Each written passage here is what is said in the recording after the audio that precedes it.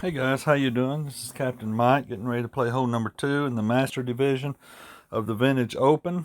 We're going to want a ball here with high wind and high power. I'm going, well, you can go, the Mummy ball is 4 wind resistance, 1 side spin, 3 power. Wish it had more side spin, but the Mummy ball, if you have those, the Season 2 ball would work. It's the same. That's what I'm going to use.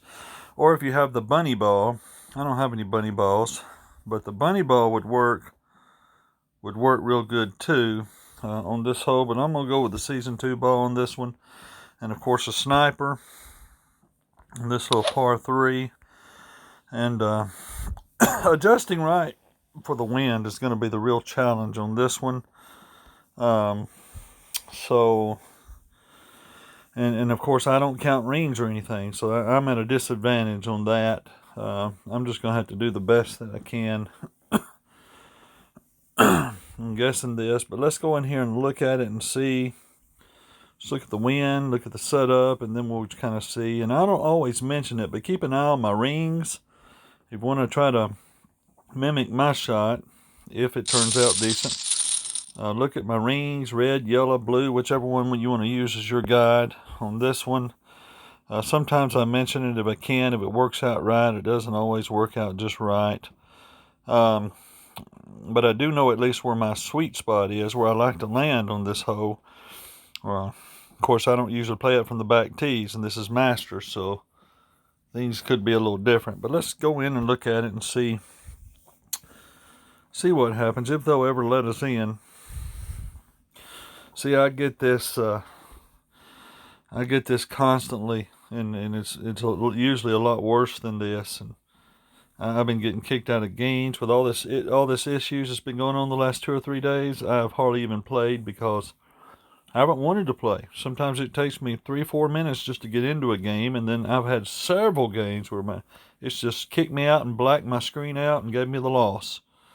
Of course, I lose my trophies, my ball I'm playing with, I lose it, and I lose my coins. And so it's just a frustrating thing. But anyway, let's see what Mr. Tin Cup has to say about this hole.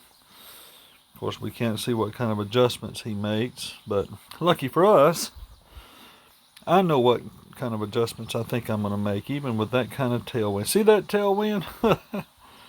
And I figured as much. That's why I said usually on these higher level holes, you're going to want a high wind resistance ball. And he did not guess right on that wind. And that hurt him. He's liable to walk away with a par on a 3 par, and you don't want to do that. So let's look at this, see where it is. I don't want to land there. Let's move it on over. See where my blue on the left side is right against that rough? And I'm going to put my yellow right up there on the shadow of that tree, about right there. I'm going to do about 5.5 bottom. We'll use all my right spin. About 5.5 bottom, about like that. See that? And I'm actually going to offset this a little to the right of the hole. So see where my blue is now? Now let's adjust for the wind. About right there. We did get a perfect ball, so let's see if I adjusted right for my wind. I didn't. See, I didn't pull back near as far. That was not an issue of not using the right bottom spin. That was an issue of not adjusting right for the wind. And so you definitely want to, you ring counters, looks like you definitely want to over adjust, maybe 15%. 15 or 20% on this hole, whatever that means to you ringer counters. But I just know that I adjusted that right on, going by feel, right on a 10.1 wind, and that was not right. So you definitely want to over adjust by 15 or 20% on this one. No question about that. My second bounce landed way up there on the green. But anyway, we'll get our birdie and we'll walk away with that. We'll see you on the next one.